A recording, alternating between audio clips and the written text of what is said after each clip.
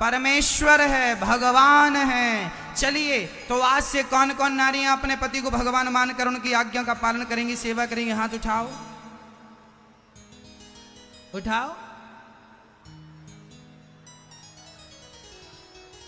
बोलिए भक्त वत्सल भगवान की जय। लो भैया, माताएं तो ठीक हो गई, अब पुरुषों को ठीक करते हैं।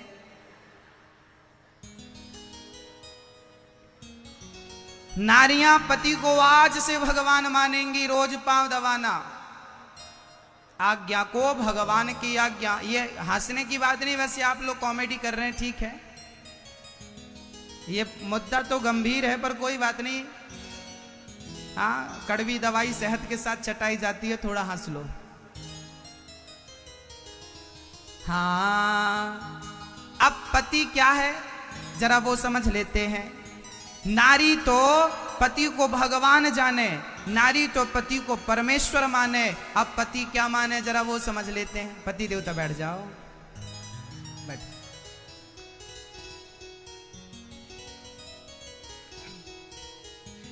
अब पति नारी को क्या माने? वो जितने पति गण बैठे हैं, पुरुष गण, वो बहुत ध्यान से कान बिल्कुल साफ कर लें।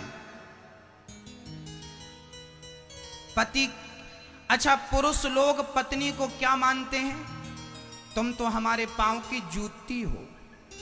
शुरुआत पुरुष यहां से करता है। पुरुष अपने पत्नी को क्या मानता है? तुम तो हमारे पांव की जूती हो।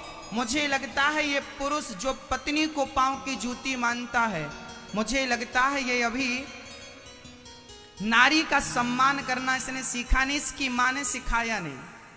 हाँ, मैं यहां जितने पुरुष गण बैठे हैं हाथ जोड़कर कहता हूं, नारी जो होती है ना, वो पांव की जूती नहीं होती। नारी तो सिर की पगड़ी होती है, जो तुम्हारे कुल की मर्यादा को, वंश को आगे बढ़ाती है। वो नारी जिसने आपके बच्चे को अपने गर्भ में रखा, और आपने जिस बच्चे को मां ने जन्म दिया, उसी बच्चे को पिता का नाम मिलकर वो पिता का नाम आगे लेके जाता है। मां का नाम नहीं, पिता का नाम चलता है बच्चों से। इसलिए पुरुषों को ये गलतफहमी नहीं पालनी चाहिए कि नारी पांव की जूती होती है।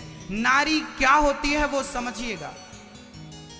हमारे भारत का सन्यासी जब सन्यास लेता है ना, जैसे आप सन्यास लेंगे ना कभी, तो सन्यासी को अपना नाम, अपना गोत्र, अपनी माँ, अपना पिता, अपना भाई, अपना घर, अपना परिवार, अपना जात, अपनी जात, अपना गांव, नगर, शहर सब छोड़ना पड़ता है। तब वो जाकर सन्यास की दीक्षा प्राप्त करता है। जैसे सन्यासी सब कुछ छोड़ता है केवल सन्यास के लिए, उसी तरह जो नारी होती है वो किसी सन्यासी से कम नहीं होती। क्योंकि नारी भी शादी के बाद अपनी माँ को छोड़ती है, पिता को छोड़ती है, बहन को, भाई को, आंगन को, यहाँ तक अपनी जात छोड़ देती है, अपना नाम छोड़ देती है, अपना गोत्र छोड़ देती है। शादी के बाद ससुराल में जो नाम मिलता है वही उसका नाम, जो पति का गोत्र है वही उसका गोत्र, जो पति की जात है वही उसकी जात होती है। जितना त्याग सन्यासी करता है, उतना त्याग हर नारी अपने पति के लिए करती है। तो वो नारी पांव की जूती कैसे होगी भाई? नारी किसी सन्यासी से कम नहीं होती। मांग भरती है वो अपने माथे पे, पर उस मांग में नाम होता है पति का। चूड़ी पहनती है अपने हाथ पर वो पति के नाम की। मंगलसूत्र लटकाती है गले पर, वो भी पति के नाम का। पांव पे मोहर लगाती है वो भी पति के लिए। हाथ पे मेहंदी रचाती है वो भी पति के लिए। यहाँ तक कि पेट पे बच्चा रखती है तो अपने लिए नहीं, अपने पति का कुल मर्यादा, संतान, इसकी संस्कृति आगे बढ़े, इसका खानदान आगे बढ़े, इसके लिए अपने गर्भ में आपके बच्चे को रखती है 9 महीने तक। हाँ, और वही नारी को आप कहते हैं तुम पांव की जूती हो। कैसे पांव की जूती होगी साहब? आपने नारी को समझने में जरा गलती कर दी। नारी ईश्वर का वरदान है। और कई पुरुष ना पत्नियों को ताने बड़े मारते हैं, हमें तो तुमसे अच्छी मिल जाती, हमें तो तुमसे अच्छी मिल जाती, तो कर लेते ना साहब विवाह। फिर क्यों कर लिया इससे विवाह? तब कहां थी तुम्हारी अक्कल? कर लेते। देखिए, गृहस्थी की गाड़ी तानों से नहीं चलती। गृहस्थी की गाड़ी चलाना हो तो ताने मत मारिए, गृहस्थी की गाड़ी तो प्रेम के बंधन से चलती है। प्रेम की गाड़ी आगे बढ़ाओ, प्रेम से पति पत्नी से प्रेम करे और वो गाड़ी आगे चले। ये चलती है गाड़ी, ताने मारने से काम नहीं बनेगा। नारी का आदर करिए और नारी क्या है उसको समझिए। हाँ, एक छोटी सी बात मैं आपसे कहूंगा, गृहस्थ जीवन कैसे चलेगा। आजकल हम लोग देखते हैं कि आजकल ना शादियां होती हैं और तलाक हो जाते हैं, शादियां हुई और तलाक हो जाते हैं। ये तलाक की घटनाएं क्यों हो रही हैं? केवल समझदारी की कमी है, इसलिए तलाक हो रहे हैं। मेरी माँ बहुत गंभीरता से सुनना, यदि पत्नी थोड़ी सी समझदारी का परिचय दे और थोड़ा सा समझदारी का परिचय पुरुष दे तो कभी भी किसी के रिश्तों में खटास नहीं होगी। केवल इसलिए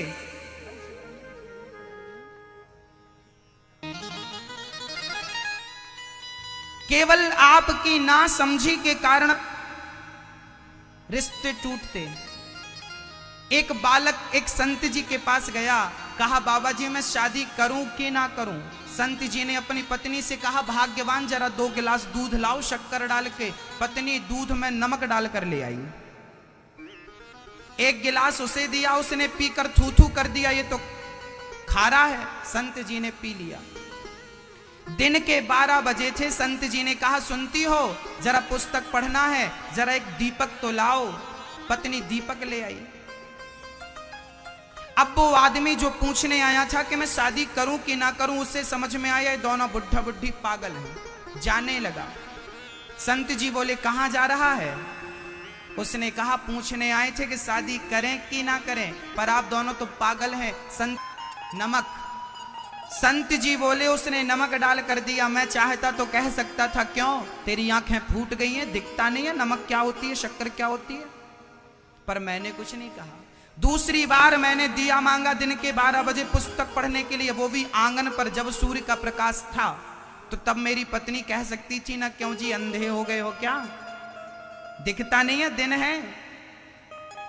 संत जी ने कहा कि मैंने गलती करी, तो उसने कोई जवाब नहीं दिया। उसने गलती की, मैंने कोई जवाब नहीं दिया। मेरी गलती को उसने सहन करके भुला दिया, उसकी गलती को मैंने सहन करके भुला दिया। जब तेरे अंदर सहनशीलता आ जाए तो शादी कर लेना, और सहनशीलता ना आए तो शादी कभी ना करना, क्योंकि गृहस्थों को सहन करना पड़ता है। चाहे पति हो चाहे पत्नी हो, तुम सहन करोगी तो सुखी रहोगी और रहोगे, और सहन नहीं करोगे तो ले लो तलाक। तुम्हें तो सहन नहीं हो रहा तो जाओ, तो जहां कल जाओगी वहां भी कोई गारंटी है कि वहां तुम्हें बिना सहन करे सुख मिलेगा? कहीं भी जाओ दुनिया के किसी भी कोने पर सहन करना पड़ेगा। इसलिए रिश्ता तोड़कर दूसरे रिश्ते का नहीं सोचना चाहिए। उसी रिश्ते को बेहतर बनाइए जिस रिश्ते को आपने अपनाया है, उसी को अच्छा करिए, थोड़ा मजबूत करिए। अपनी गलतियां देखिए कि हमसे कहां गलतियां हो रही हैं। एक बार पुरुष भी देखे कि गलतियां हमसे कहां हुई, एक बार नारी भी देखे कि गलतियां हमसे कहां हुई। जब अपने अपने गलतियां देखोगे और सुधार कर लोगे तो रिश्ते मधुर हो जाएंगे और रिश्ते स्वर्ग हो जाएंगे। जहां सुमति तहां संपत्ति नाना। जिस घर में एकता होती है ना मेरी माँ, वो घर घर नहीं होता, वो घर स्वर्ग होता। इसलिए बुरा जो देखन मैं चला, यदि तुम्हें पत्नी बुरी लगती है, पत्नी बहुत बुरी है मेरी, तो देख लेना ये 3 उंगली तुम्हारी तरफ इशारा कर रही है कि पत्नी 1% बुरी है तो तुम 3% बुरी हो। यदि तुम्हें पत्नी गलत लग रही है तो एक बार अपनी भी गलती देख लेना कि तुम कहां गलत हो, और तुम्हें पति गलत लग रहा है तो एक बार अपनी भी गलती देख लेना कि तुम कहां गलत हो, और दोनों अपनी अपनी गलती सुधार लें तो अच्छा हो जाएगा। कहीं देर ना हो जाए, और जब देर होगी तब तक अक्कल आएगी, बहुत देर हो चुकी होगी। एक बार ना एक बूढ़ा शेर और एक जवान शेर दोनों साथ रहा करते थे। छोटी सी कहानी है, समझने के लिए। एक बूढ़ा शेर और एक जवान शेर दोनों साथ में रहा करते थे। एक दिन पता नहीं कुछ खटापटी हो गई तो दोनों शेरों में झगड़ा हो गया। जवान शेर अलग रहने लगा, बुढ़ा शेर अलग रहने लगा। एक दिन बूढ़े शेरों को गीदड़ों ने घेर लिया। शेर ज्यादा ही बुढ़ा हो गया था, उससे चलना फिरना जरा मुश्किल हो गया था। तो बूढ़े शेर को किसने आज घेर लिया? किसने घेरा? गीदड़ों ने, कुत्तों ने। कुछ गीदड़ थे, कुछ कुत्ते थे। कुत्तों ने घेर लिया, गीदड़ों ने घेर लिया। तभी वो जवान शेर ने देखा कि मेरे सहपाठी को ये कुत्ते परेशान कर रहे हैं। जवान शेर आया और कुत्तों को दहाड़ कर भगाया। कुत्ते भाग गए, गीदड़ भाग गए। तभी किसी ने कहा, क्यों रे, तेरी तो इससे दुश्मनी थी। जवान शेर से कहा, तेरी तो इस बुढ़े शेर से दुश्मनी थी, फिर तूने इसकी रक्षा क्यों की? तो जवान शेर ने जो जवाब दिया है, ये जवाब अपने दिमाग में डाल लेना और भूलना मत इस बात को जो बोलने जा रहा हूं। उस जवान शेर ने कहा कि हम आपस में थोड़ा बहुत तो लड़ाई झगड़ा करें, पर इतनी भी लड़ाई झगड़ा ना करें कि हमारे झगड़े का फायदा ये कुत्ते उठाने लग जाएं। हमारे झगड़े का फायदा ये कुत्ते ना उठाएं। अपनी एकता खो दोगे ना तो तुम्हारे झगड़े का फायदा कुत्ते उठाएंगे। हाँ या ना? आज जब सास बहू झगड़ा करती है ना, पड़ोसन फायदा उठाती है। ये दुनिया हंसती है। कैसे हंसती है? जब सास को बहू ने सताया तो सास रोती रोती पड़ोसन के घर, बहन मेरी बहू ने बहुत तंग किया, बहुत ऐसी है, बहुत। जब सास अपना दुख पड़ोसन से कहती है ना, ये पड़ोसी लोग रो रो के दुख सुनते हैं। अच्छा, बहुत गलत किया।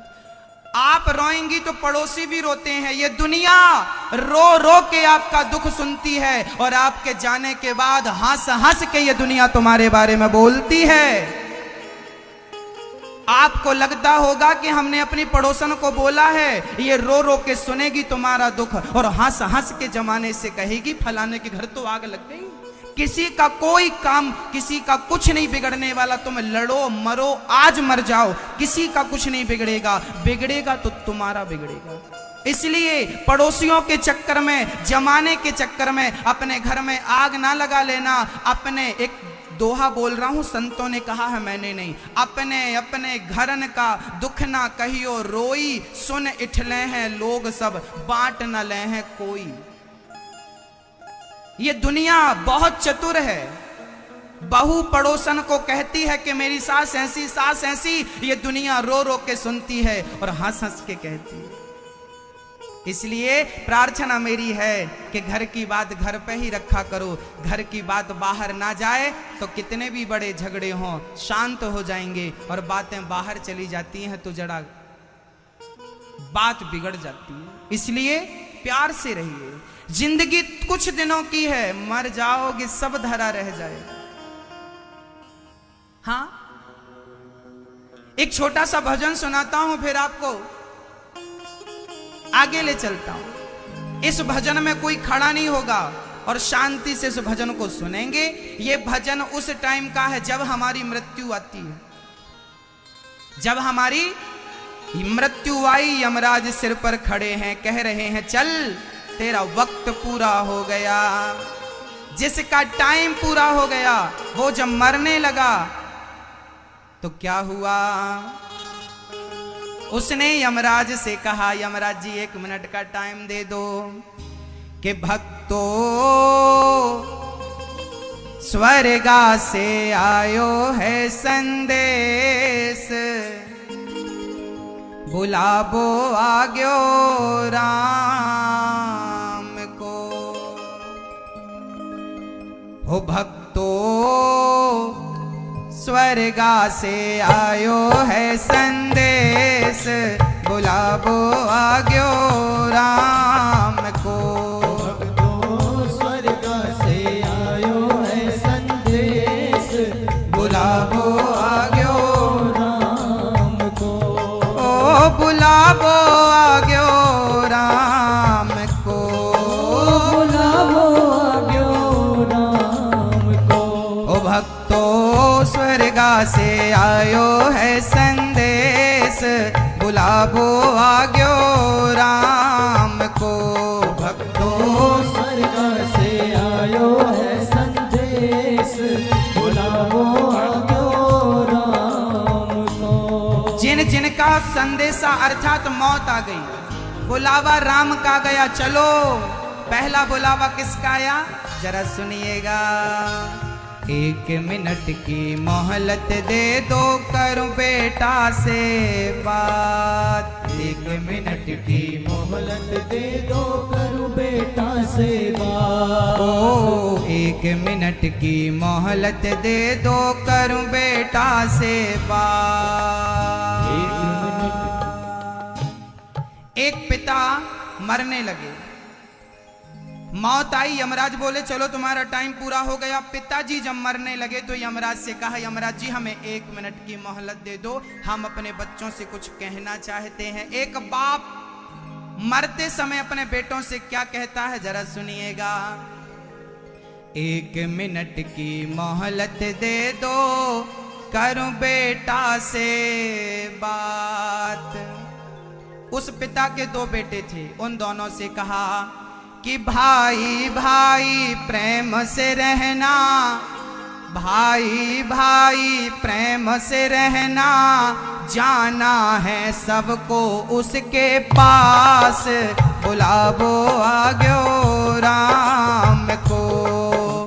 भाई भाई प्रेम से रहना, जाना है सबको उसके पास, बुलावो आज्ञो राम को।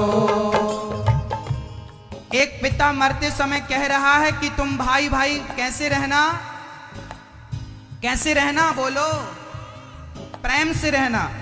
अच्छा ये बताओ आप में से यहां कितने लोग 2 भाई या 3 भाई या 4 भाई या 5 भाई हैं? जो 2 3 4 5 भाई हैं हाथ उठाओ।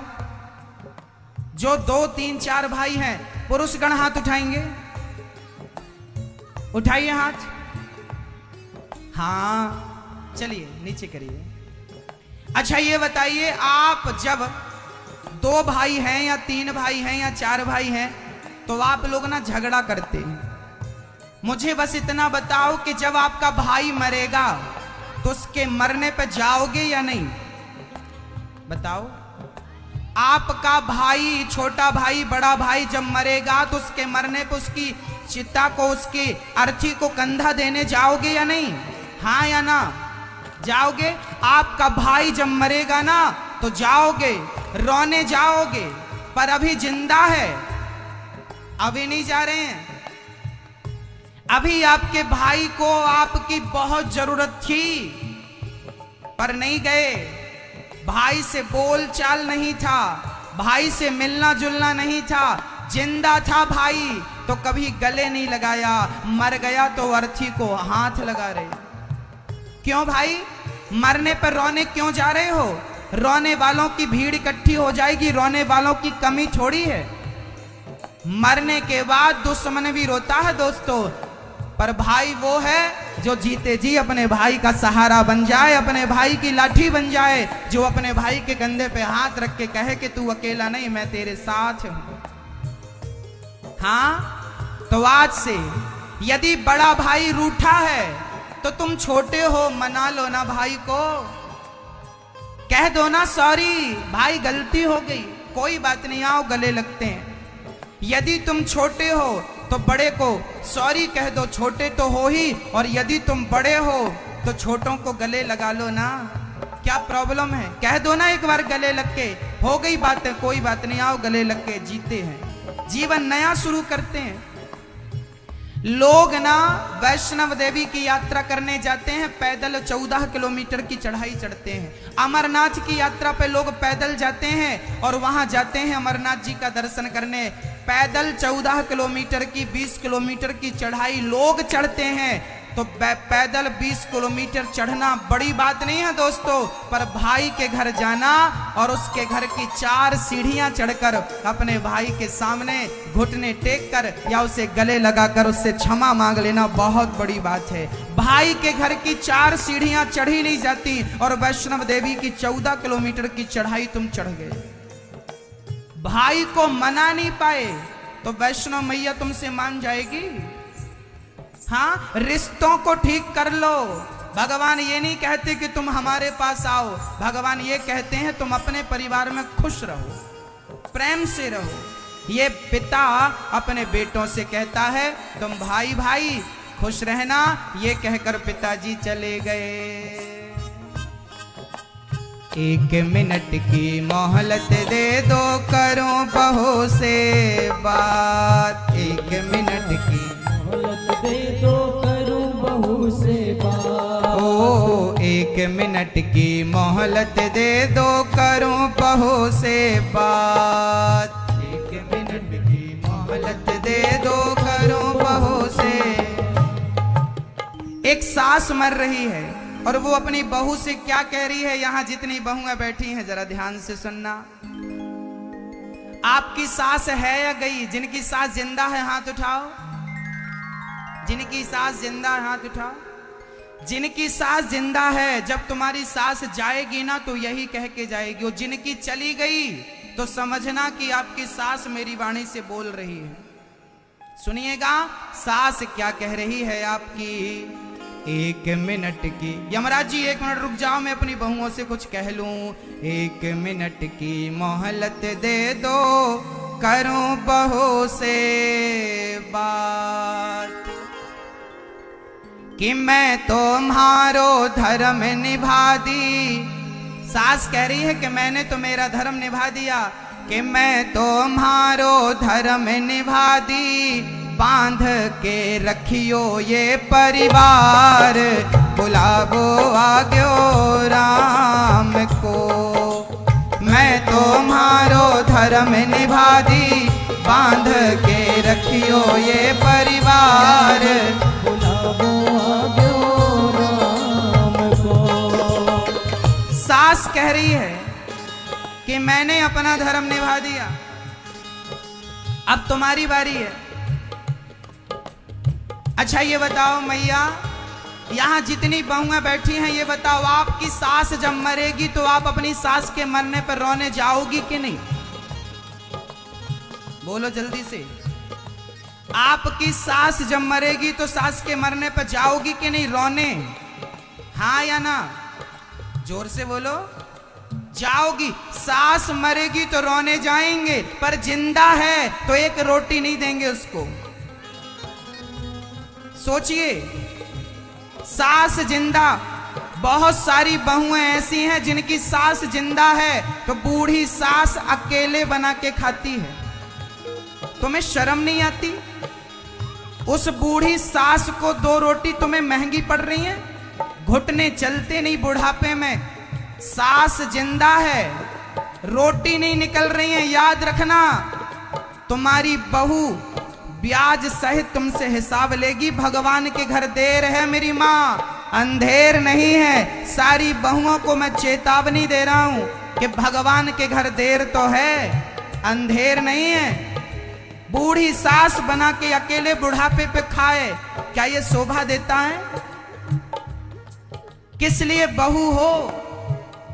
केवल रोने के लिए? सास मरेगी रोने आएंगे।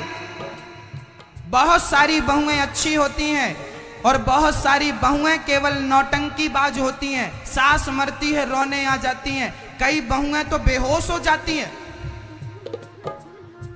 सास के मरने पे, रोती रोती बेहोश हो गई। ये वही बहुएं हैं, सास जिंदा थी गिलास भर पानी नहीं पिलाया, मर गई तो बेहोश हो गई।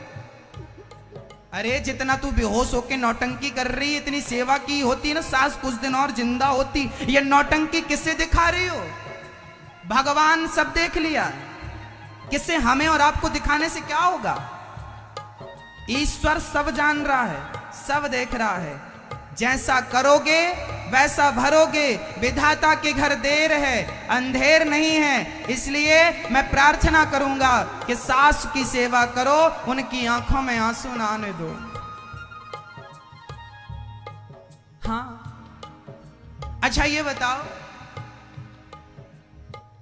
जिठानी देवरानी भी बड़ा झगड़ा करती हैं। अच्छा ये बताओ, आपकी जिठानी मरेगी तो उसके मरने पे जाओगी कि नहीं रोने? जिठानी मर गई जाओ।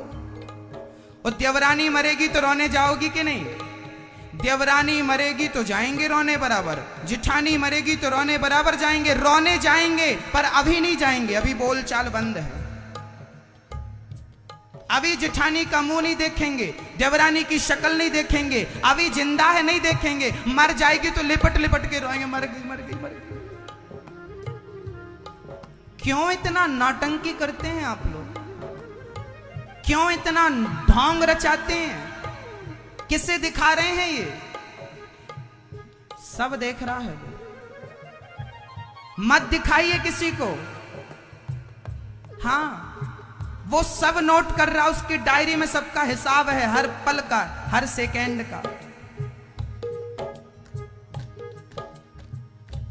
इंसानों में तुम्हें भगवान नहीं दिखता और पत्थरों पे तुम फूल माला चढ़ाते हो।